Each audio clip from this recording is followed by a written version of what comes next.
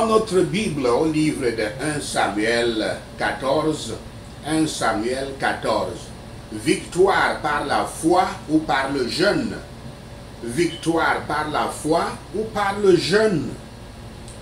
La question c'est, est-ce que parce que vous sacrifiez, en particulier le sacrifice du jeûne, ou parce que vous êtes en foi dans la puissance de Yahweh, que vous vainquez les ennemis? Saul pensait que pour gagner la guerre contre les Philistins, chaque soldat devait jeûner rapidement pendant 12 heures. Il comptait aussi sur l'arche de l'alliance et le prêtre. Jonathan, de l'autre côté, croyait que, je cite, rien ne peut empêcher le Seigneur de sauver, que ce soit par beaucoup ou par peu. Fin de citation. Tout comme Gideon, il a établi un sort, disant que si, une fois à l'avant-poste, les Philistins leur disent, je cite, venez avec nous, fin de citation, cela signifie que Yahweh leur a donné la victoire sur les Philistins. L'Écriture nous montre que, alors que Saul s'était assis, attendait que le jeûne fasse des miracles, Dieu a donné la victoire à Jonathan sur l'avant-poste et a envoyé la terreur dans le camp de l'ennemi, ce qui a fait trembler la terre. Est-il inutile de décider un jeûne lorsque votre croyance n'est pas forte dans la puissance du Seigneur? Permettez-moi de vous dire que le jeûne de cette façon est une grève de la faim, sans aucune fin utile. Dans n'importe quelle guerre spirituelle, le jeûne est une démonstration de votre sacrifice et de votre humilité dans votre dépendance envers Dieu. Mais finalement, c'est votre foi forte dans la puissance de Yahweh qui est à vos côtés et votre détermination dans la bataille par les prières qui vous donne la victoire. Vous devez gagner les deux dans la guerre spirituelle.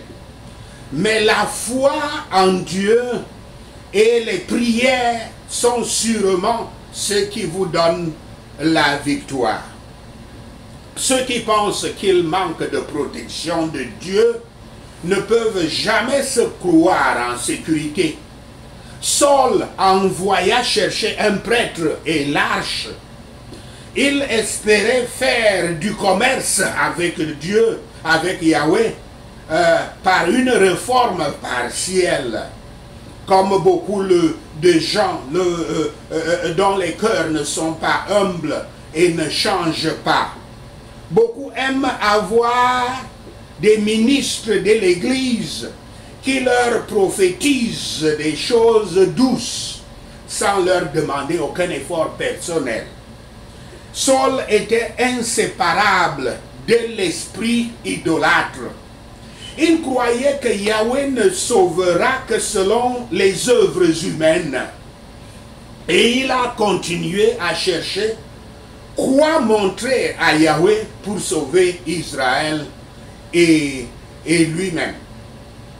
Par tous les moyens, il voulait partager la gloire du salut avec Yahweh, afin de pouvoir dire à la fin qu'il était celui qui avait trouvé les bonnes œuvres qui ont mené au salut, à la délivrance, soit le jeûne, soit l'arche, soit le prêtre.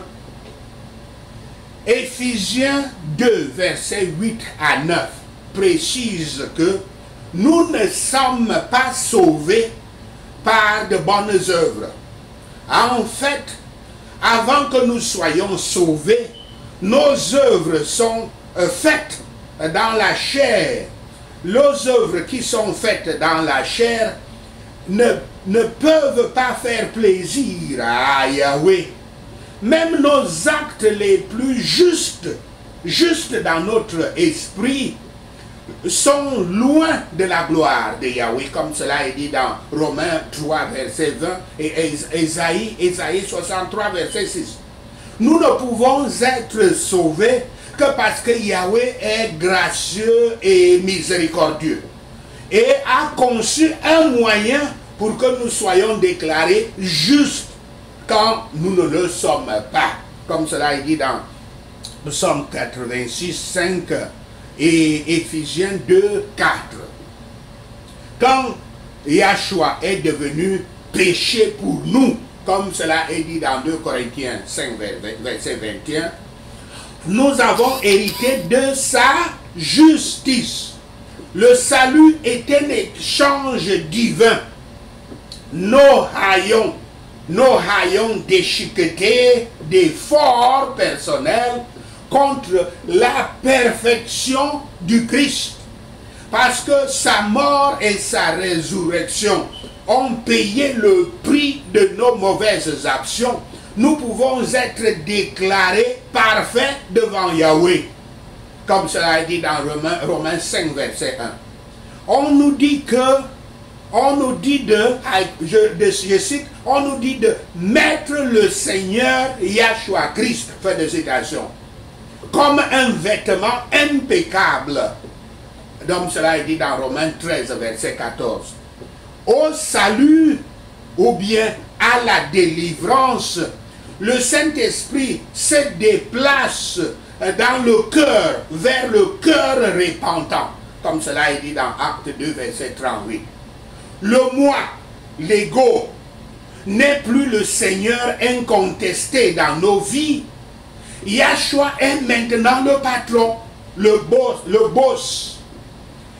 C'est ce que cela signifie de dire que Yahshua est Seigneur, entre guillemets, Seigneur, comme cela est dit dans Romains 10, verset 9, Colossiens 2, verset 6. Nous étions autrefois dirigés vers le sud. Nous sommes maintenant dirigés vers le nord. Tout est changé. Nous commençons à voir la vie du point de vue de Yahweh, pas du nôtre propre. C'est de cela qu'il est question, et c'est comme ça qu'on obtient le salut, qu'on obtient la délivrance.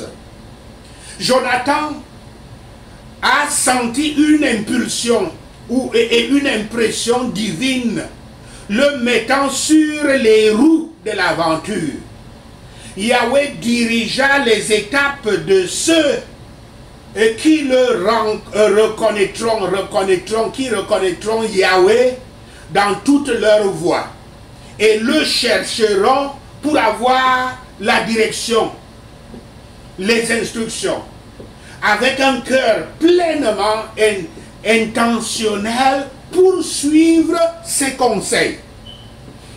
Parfois, nous trouvons le plus de confort dans les choses qui ne sont pas autant nos propres actions et dans lesquelles nous avons été conduits par des virages inattendus, mais bien observés par la providence divine.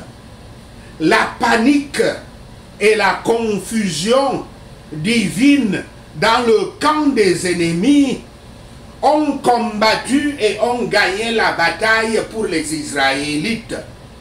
Il y avait un grand tremblement de terre venant de Dieu. Et les ennemis s'opposèrent les uns contre les autres, s'éliminant entre eux. Et plus il était évident que Dieu a fait cela, plus Saul trouva des raisons pour demander si Dieu lui donnerait la permission de faire quelque chose. Il s'est précipité dans le champ de bataille juste pour combattre un ennemi déjà vaincu. L'ordre sévère de Saul de punir ceux qui violent son jeûne décrété par la mort, de les punir par la mort, était très imprudent. Saul se détournait de Dieu, mais maintenant, il commence à construire des autels. Étant alors très zélé, autant souvent pour l'apparence de la piété, alors qu'il niait le pouvoir de la piété avant. Si Dieu rejette nos prières, comprenez ceci, si Dieu rejette nos prières, nous devrions soupçonner qu'il y a du péché caché dans notre cœur, que nous devons le trouver, le rejeter et le mettre à mort. Nous devrions toujours nous suspecter tout d'abord. Malheureusement, un cœur non humble suspecte toujours d'autres personnes et regarde partout, sauf en lui-même, la cause pécheresse de la calamité, la cause du manque de réponse de Dieu à ses prières. Ceux qui sont les plus indulgents pour leurs propres péchés sont aussi les plus sévères sur les péchés des autres. Ceux qui ignorent le plus l'autorité de Dieu sont très nerveux quand leurs propres ordres sont désobéis. Ce type de personnes émettent à l'extérieur des malédictions et mettent inutilement en danger eux-mêmes et leurs familles. Tout ce que nous voyons dans l'ensemble du comportement de Saul est une disposition impétueuse, orgueilleuse, maligne et impie. Nous observerons toujours que cet homme, une fois laissé, que l'homme, une fois laissé à lui-même, trahit la dépravation de sa nature et est asservi à ses bas tempéraments. Sachez cela et le Seigneur Yahweh vous bénira. Amen. Alléluia. Prenons ces points de prière et prions. Je dois sacrifier, mais ma victoire sur les ennemis provient de ma foi en la puissance de Dieu. Je dois sacrifier, mais ma victoire sur les ennemis provient de ma foi en la puissance de Dieu. Au nom de Yahshua, je dois sacrifier, mais ma victoire sur les ennemis provient de ma foi en la puissance de Dieu. Merci Seigneur. Au nom de Yahshua le Messie, nous prions. Avant d'engager une entreprise, je mettrai toujours un signe et j'attendrai la réponse de Dieu par le signe. Au nom de Yahshua, avant d'engager une entreprise, je mettrai toujours un signe et j'attendrai la réponse de Dieu par le signe. Au nom de Yahshua, avant d'engager une entreprise, et j'établirai toujours un signe et j'attendrai la réponse de Dieu par le signe. Merci Seigneur. Au nom de Yahshua le Messie, nous prions. Je ne resterai jamais assis en attendant que mon sacrifice et mes offrandes fassent des miracles. Au nom de Yahshua, je ne resterai jamais assis en attendant que mon sacrifice et mes offrandes fassent des miracles. Au nom de Yahshua, je ne resterai jamais assis en attendant que mon sacrifice et mes offrandes fassent des miracles. Merci Seigneur. Au nom de Yahshua le Messie, nous prions. Toi, ce ministre de l'Église qui prophétie des choses douces sans m'inciter à aucun effort, tu es un menteur. Tu n'es pas de Yahweh. Au nom de Yahshua, toi, ce ministre de l'Église qui prophétise des choses douces sans m'inciter à aucun effort, tu es un menteur, tu n'es pas de Yahweh. Au nom de Yahshua, toi, ce ministre de l'Église qui prophétise des choses douces sans m'inciter à aucun effort, tu es un menteur. Tu n'es pas de Yahweh. Merci Seigneur. Au nom de Yahshua le Messie, nous prions. Parce que je te reconnais de toutes mes manières et que je cherche à suivre tes conseils. Père Yahweh, dirige mes démarches, dirige mes pieds au nom de Yahshua, parce que je te reconnais de toutes mes manières, de toutes les façons, et que je cherche à suivre tes conseils. Père Yahweh, dirige mes démarches au nom de Yahshua, parce que je te reconnais de toutes mes manières et que je cherche à suivre tes conseils. Père Yahweh, dirige mes démarches, dirige mes pieds. Merci Seigneur, au nom de Yahshua le Messie, nous prions. Père Yahweh, envoie ta panique et ta confusion dans le camp de mes ennemis et donne-moi la victoire. Au nom de Yahshua, Père Yahweh, envoie ta panique et ta confusion dans le camp de mes ennemis et donne-moi la victoire. Au nom de Yahshua le Messie, Père Yahweh, envoie ta panique et ta confusion dans le camp de mes ennemis et donne-moi la victoire. Merci Seigneur, au nom de Yahshua le Messie, nous prions. Adonai Yahweh, fais que mes ennemis se détruisent entre eux par ta divine confusion. Au nom de Yahshua, Adonai Yahweh, fais que mes ennemis se détruisent entre eux par ta divine confusion. Au nom de Yahshua, Adonai Yahweh, fais que mes ennemis se détruisent entre eux par ta divine confusion. Merci Seigneur. Au nom de Yahshua le Messie, nous prions. Je ne mettrai pas en danger ma famille et moi-même par des sacrifices impies. Au nom de Yahshua, je ne mettrai pas en danger ma famille et moi-même par des sacrifices impies. Au nom de Yahshua, je ne mettrai pas en danger ma famille et moi-même par des sacrifices impies. Merci Seigneur. Au nom de Yahshua le Messie, nous prions. Si Dieu rejette mes prières, je me soupçonnerai d'abord d'héberger le péché moi-même avant de regarder partout ailleurs. Au nom de Yahshua, si Dieu rejette mes prières, je me soupçonnerai d'abord d'héberger moi-même le péché avant de regarder partout ailleurs. Au nom de Yahshua, si Dieu rejette mes prières, je me soupçonnerai d'abord moi-même d'héberger le péché avant de regarder partout ailleurs. Merci Seigneur. Au nom de Yahshua le Messie, nous prions.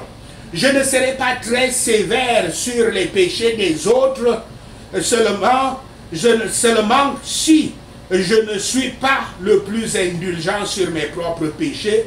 Au nom de Yahshua, je serai très sévère sur les péchés des autres, seulement si je ne suis pas le plus indulgent sur mes propres péchés.